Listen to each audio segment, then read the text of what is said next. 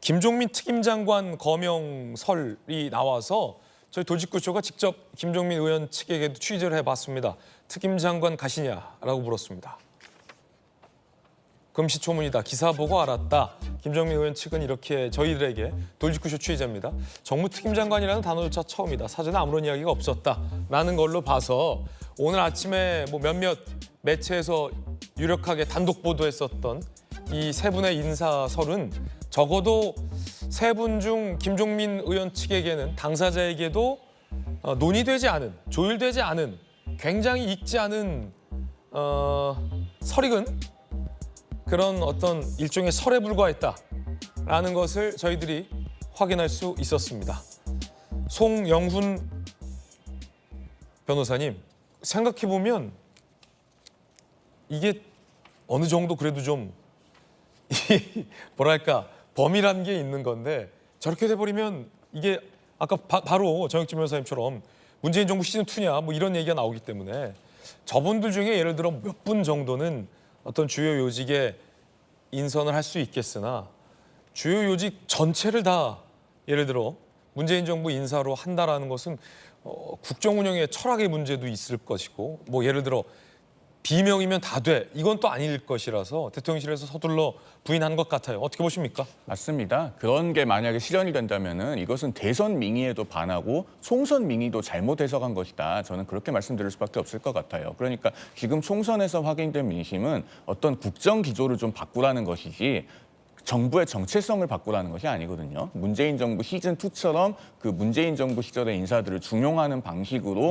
그렇게 급격한 전환을 하라는 것이 아닙니다. 뭐 예를 들어 문재인 정부가 어떤 모든 측면에서 굉장히 뭐 성공한 정부로 평가받는다. 그러면 다 모실 수 있는데 문재인 정부를 두고 예를 들어 부동산 정책이랄지 경제 정책이랄지 소득주도 성장이랄지 최저임금 정책이랄지 비정규직 전환 정책이랄지 특히 이제 부동산과 경제 정책과 관련해서 아니면 한반도 정책이랄지 안보 정책이랄지 그렇게 성공한 정부로 평가하는 의견이 많지 않은 가운데서 해당 정부의 인사들을 모두 다 요직에 모시는 것이 과연 적절하냐의 논란도 있을 거잖아요. 말씀하신 부분 때문에 2년 전에 정권 교체가 된 것 아니겠습니까? 그러니까 국민들께서는 문재인 정부가 정권을 재창출할 만한 그런 정도로 국정 수행을 잘한 정부라고 평가하지 않으신 거예요. 대선으로서 그 평가는 이미 끝났기 때문에 문재인 정부에서 중요한 역할을 하셨던 분들이 다시 이 정부에서 요직에 기용되는 것이 과연 여야 협치겠는가? 그 점에 대해서는 의문을 제기하지 않을 수 없고 또 아까 부동산도 말씀하셨는데 그 박영선 전 장관 같은 경우에는 도쿄에 보유하고 있던 아파트 그것 때문에 서울시장 선거 때도 논란이 많이 되셨던 분 아니겠습니까? 그래서 이런 얘기들은 모두 다 실현 가능성이 굉장히 떨어진다라는 말씀을 드리고 싶고 짧게 덧붙이자면은 그 김종민 의원의 정무특임장관 기용설 이것도 굉장히 실현 가능성이 떨어진다고 보는 것이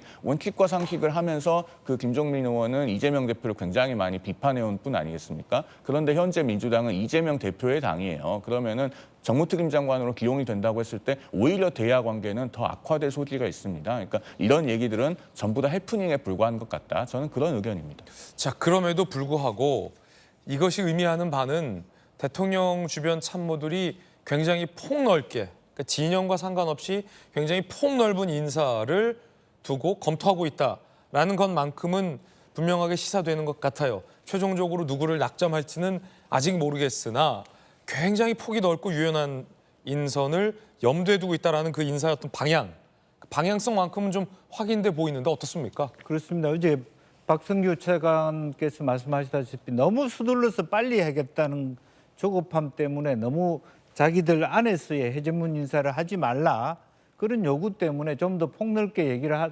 나누다 보니까 이와 같은 현상들이 생기는 것 같은데 그러니까 그러한 어떤 절충점, 균형점이 좀 필요한 것 같아요. 네. 여러 가지 범위는 넓게 하되 좀 인선은 좀 빨리 해 들어가서 그야말로 이와 같은 계속 다양한 어떤 현실과 동떨어진 논의들이 오래 진행되는 것도 결코 좋은 건 아니거든요. 또 하나는 기본 인선의 원칙이 있었으면 좋겠습니다. 어쨌든 대통령이 예를 들면 총리든 비서실장이든 중무특임장관이든 그중에 한 분 정도를 상징적으로 바꾸면 될 것이지 세트로 바꾼다는 것은 정말로 정체성 자체에 흔들려서 오히려 지금 안 그래도 대통령 지지율이 나는데 심지어 보수층에서도 여당 내부에서도 반발하는 기세가 됐을 때는 그야말로 대통령실이 사면초가가 되지 않습니까?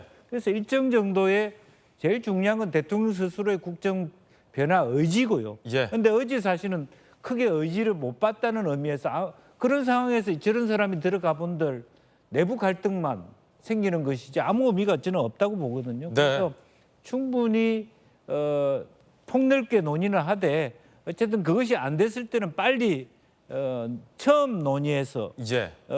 진행되었던 가장 가능한 현실적인 대안을 찾아가시는 게 좋겠다 그런 생각입니다. 지금 대통령실에 계신 참모분들 중에 누군가가 몇몇 유력 기자들에게 의도했든 의도하지 않았든 이런 후보군의 인사설을 얘기했다라는 것이 굉장히 좋지 않은 상황으로도 갈 수 있어요. 이렇게 네. 불필요한 논란을 그 참모의 가벼운 입 때문에 오늘 아침에 지금 야기된 거잖아요.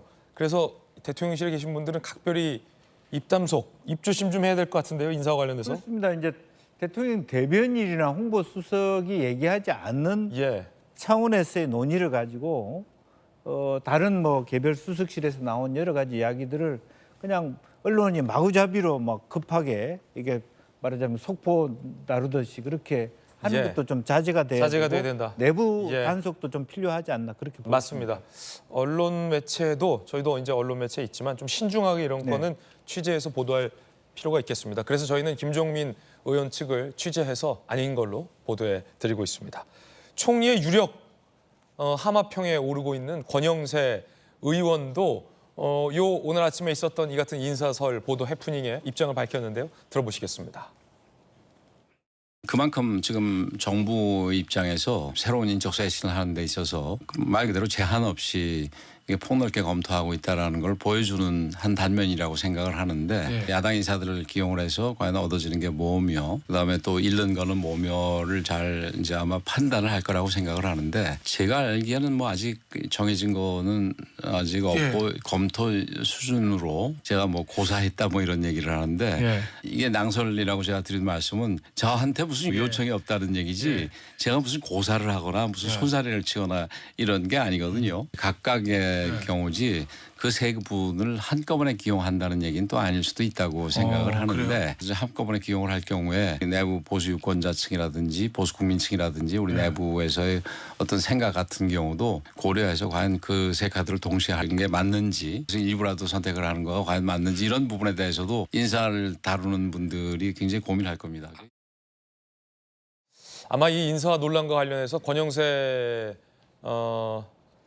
당선인 권영세 전 장관의 요 발언이 가장 정확하게 의미하는 바가 아닐까라는 생각도 듭니다. 자, 오늘 아침에 있었던 해프닝 깔끔하게 정리해드렸습니다.